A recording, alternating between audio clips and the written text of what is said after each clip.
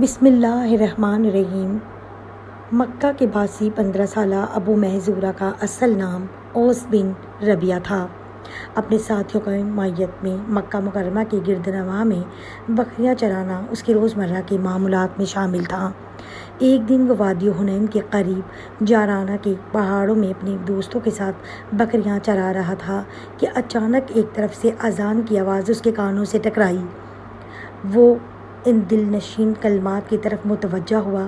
اللہ کے رسول صلی اللہ علیہ وآلہ وسلم نے فتح کے بعد حنین کا رخ کیا تھا۔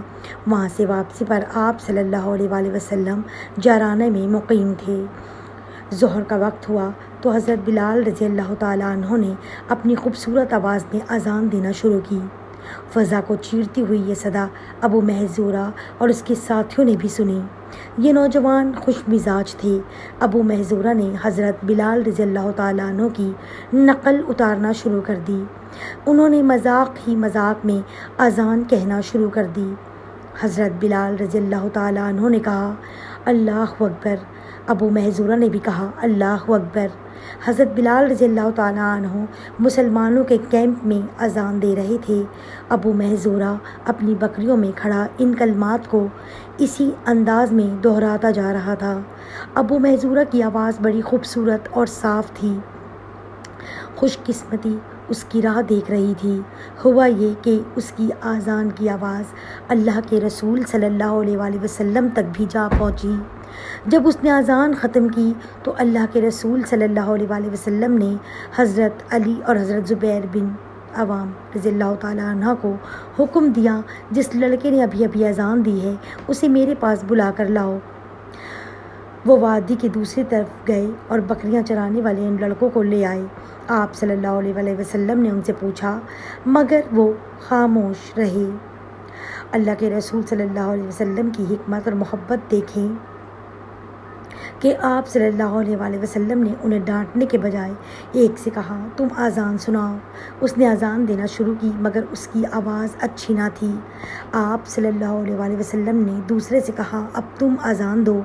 یہ آواز اس کی بھی نہ تھی جس کی سماعت آپ صلی اللہ علیہ وآلہ وسلم نے فرمائی تھی۔ اب آپ نے تیسرے لڑکے سے فرمایا تم اذان دو۔ اس نے اذان دینا شروع کی۔ اس کی آواز بڑی خوبصورت تھی۔ اس کی کنیت ابو محذورہ تھی۔ اسی نے پہلے حضرت بلال رضی اللہ تعالیٰ عنہ کی نقل اتاری تھی۔ اللہ کے رسول صلی اللہ علیہ وآلہ وسلم نے اس سے استفسار فرمایا ابھی ابھی تم نے اذان دی تھی؟ ابو محذورہ نے اس بات میں سر ہلایا اور کہنے لگا جی ہاں وہ میں ہی تھا۔ ابو محذورہ کے دوسرے ساتھی تو بھاگ گئے مگر ابو محذورہ کو بیٹھے رہنے کا حکم ہوا۔ یہ ابھی تک مسلمان نہ ہوا تھا۔ اسے یہ خوف تھا کہ کہیں میرے قتل کا حکم جاری نہ ہو جائے کیونکہ اس نے تو مذاق میں حضرت بلال رضی اللہ تعالیٰ عنہ کی نقل اتاری تھی۔ مگر رحیم و شفیق اور اعلیٰ اخلاق والے نبی کریم صلی اللہ علیہ وآلہ وسلم نے ابو محذورہ کی طرف اپنے مبارک ہاتھ کو بڑھاتے ہوئے اس کا عمامہ اتارا اور اس کے لیے دعا فرمائی اے اللہ اسے برکت عطا فرما اور اسے اسلام کی ہدایت عطا فرما۔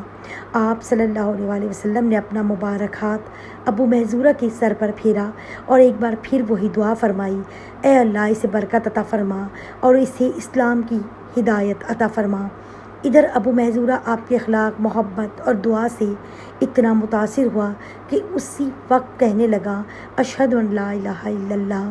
ابو محذورہ چند ہی منٹوں میں کفر اور شرک کے اندھیروں سے نکل کر اسلام کے نورانی راستے کا راہی بن گیا۔ کہاں اس کو یہ خوف اور ڈر تھا کہ کہیں اسے سزا نہ دی جائے کیونکہ اس نے اذان کا مذاق اڑایا تھا۔